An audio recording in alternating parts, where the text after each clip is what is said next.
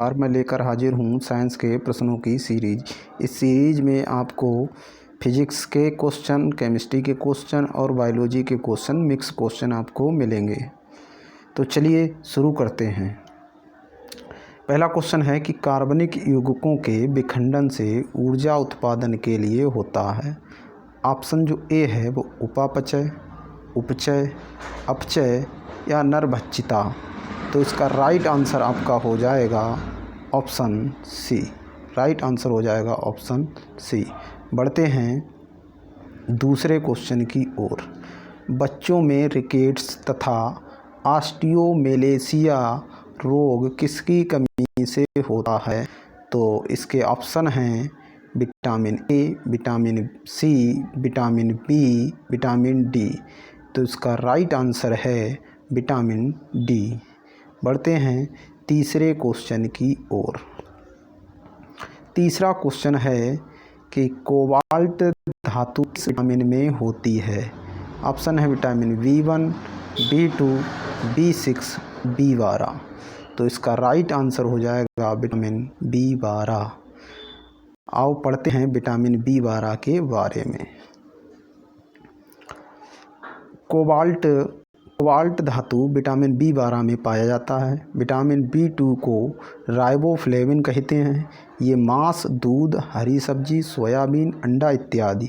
इसकी कमी से त्वचा का फटना, जीभ का कटना, बाल का झड़ना, मुंह में छाले पड़ना। विटामिन B1 का रासायनिक नाम पायरोडॉक्सिन है। यह एकरत, मांस, अंकुरित अनाज इत्यादि में पाया जाता है। इसकी कमी से मस्तिष्क को ठीक से कार्य नहीं करता है। शरीर का भार कम होने लगता है। बढ़ते हैं अगले क्वेश्चन की ओर। अगला क्वेश्चन है कि पित्त का निर्माण होता है रक्त में, एकरत में, गाल ब्लैडर में या कोलेस्टोकाइनिन में। तो इसका राइट आंसर हो जाएगा ऑप्शन बी। पित्त का निर्माण एकरत में होता है। अगला क्वेश्चन है कि प्रोटीन की इकाई है। ग्लूकोस है, फ्रक्टोस है, अमीनो एसिड है, न्यूक्लियोटाइड है। तो इसका राइट आंसर हो जाएगा अमीनो एसिड। इसका राइट आंसर हो जाएगा अमीनो है। कि छठे क्वेश्चन की ओर। ग्लाइकोसिस में परिवर्तन होता है। ऑप्शन ए है प्रोटीन ग्लूकोस में, ग्लूकोस फ्रक्टोस में, मंडू ग्लूकोस में या ग्लूकोस पायरोबिक अम्ल में। तो इसका राइट आंसर हो जाएगा डी, ग्लूकोस पायरोबिक अम्ल में। तो पढ़ते हैं, देखो ग्लाइकोसिस में ग्लूकोस पायरोबिक अम्ल में परिवर्तित हो जाता है। बढ़ते हैं अगले क्वेश्चन की ओर। अगला क्वेश्चन है कोशिका में प्रोटीन संश्लेषण का स्थान है। तो इसका ऑप्शन है माइटोकॉन्ड्रिया, केंद्रक, राइबोसोम, केंद्रिकाएं। तो इसका राइट आंसर आपका हो जाएगा ऑप्शन सी, राइबोसोम। कोशिका अंग्रेजी में सेल को कहते हैं। देखो पढ़ते हैं इसके बारे में। सेल में प्रोटीन संश्लेषण राइबोसोम में होता है। माइटोकॉन्ड्रिया को कोशिका का ऊर्जा गृह, power house of the cell कहते हैं। इसमें कोशिकीय श्वसन की क्रिया होती है। यह एटीपी को एडीपी में तथा एडीपी को एटीपी में परिवर्तित करता है। केंद्रक की खोज रॉबर्ट ब्राउन ने 1931 में की थी। इसे ब्रेन ऑफ सेल या कोशिका का मस्तिष्क कहते हैं। कोशिकाओं में होने वाली क्रियाओं पर नियंत्रण रखता है। अब अगला क्वेश्चन है कि किस ताप पर एंजाइम अधिक सक्रिय होते हैं? तो ऑप्शन ए है 30 degree, 40 degree centigrade, 20 degree centigrade और चौथा ऑप्शन है 62 डिग्री सेंटीग्रेड। तो इसका राइट आंसर हो जाएगा आपका ऑप्शन बी, 40 डिग्री सेंटीग्रेड। तो अगला क्वेश्चन है कि शरीर में अधिकतम ऊपना संचय किस पदार्थ के रूप में होता है? प्रोटीन, ग्लाइकोजन, विटामिन और डी ऑप्शन है वसा। तो इसका राइट आंसर हो जाएगा ऑप्शन डी वसा। अब वसा के बारे में जानते हैं। शरीर में सबसे अधिक ऊर्जा वसा में संचित होती है। 1 ग्राम वसा के टूटने पर 9.1 केल्विन ऊर्जा मिलती है। प्रोटीन से भी ऊर्जा मिलती है। 1 ग्राम प्रोटीन के टूटने पर 4.2 केल्विन ऊर्जा मिलती है। व्यक्ति शरीर के किस भंडार का सबसे पहले उपयोग करता है? तो ऑप्शन ए है वसा, ग्लाइकोजन, प्रोटीन, ग्लूकोज। तो सबसे पहले ग्लाइकोजन यानी कि ऑप्शन बी राइट आंसर है। अगला क्वेश्चन है कि उपापचय के परिणाम स्वरूप ऊर्जा किस रूप में तुरंत रखी जाती है? ऑप्शन ए है पाइरूविक अम्ल, एटीपी, एडीपी या ग्लूकोज। तो इसका राइट आंसर हो जाएगा ऑप्शन बी।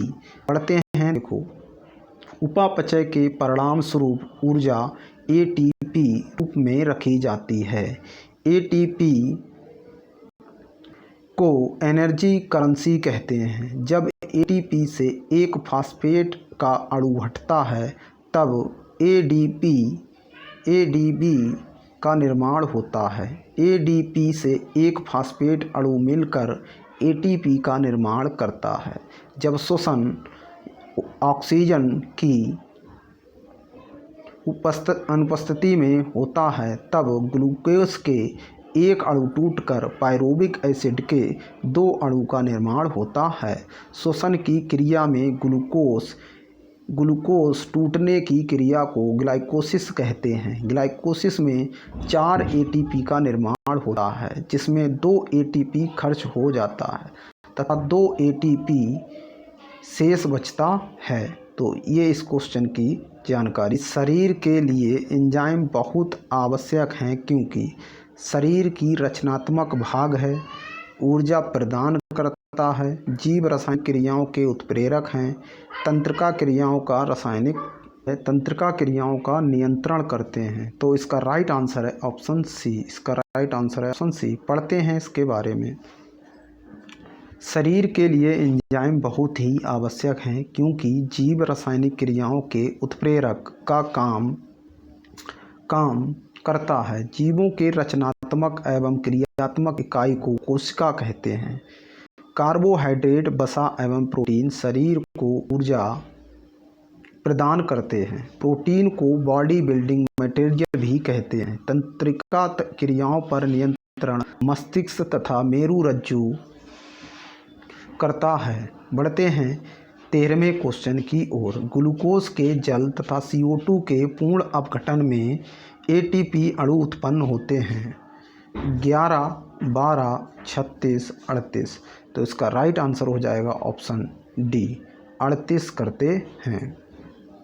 14वां क्वेश्चन है कि जंतु वायरस में आनुवंशिक पदार्थ की अधिकांशता होता है डीएनए, आरएनए, डीएनए और आरएनए, डीएनए या आरएनए। तो इसका राइट आंसर हो जाएगा ऑप्शन बी, आरएनए। इसका राइट आंसर हो जाएगा, sorry, option A right answer है। ऑप्शन ए राइट आंसर है।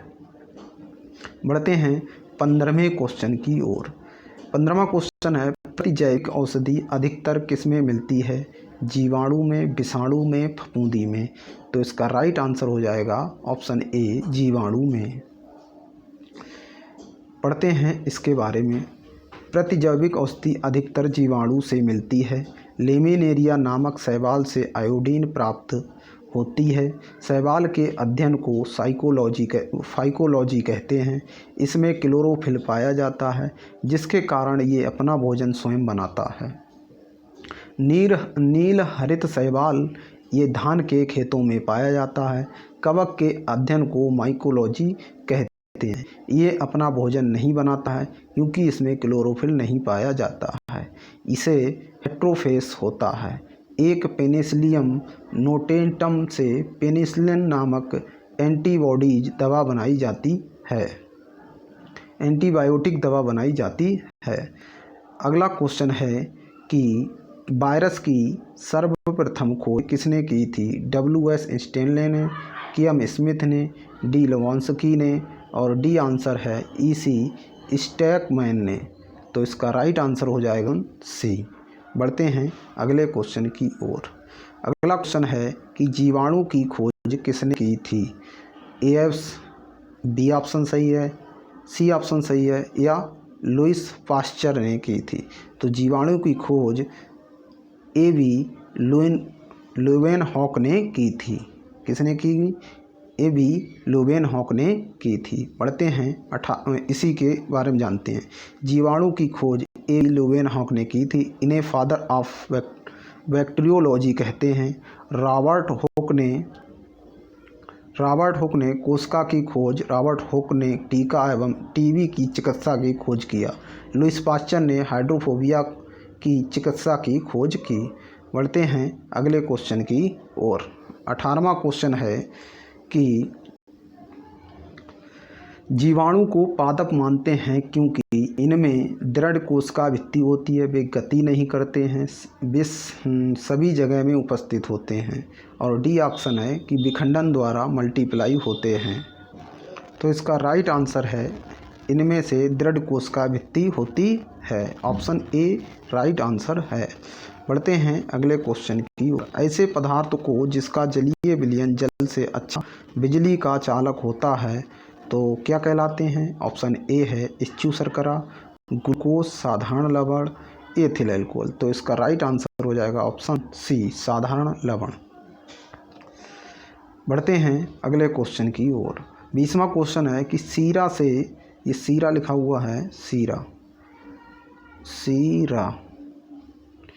सीरा से शुद्ध अल्कोहल इस प्रक्रम से प्राप्त किया जा सकता है? क्रिस्टलन से, आसवन से, भंजन से, और डी ऑप्शन है ऑक्सीकरण से। राइट आंसर हो जाएगा ऑप्शन बी आसवन द्वारा सीरे से एथिल अल्कोहल का निर्माण किया जाता है।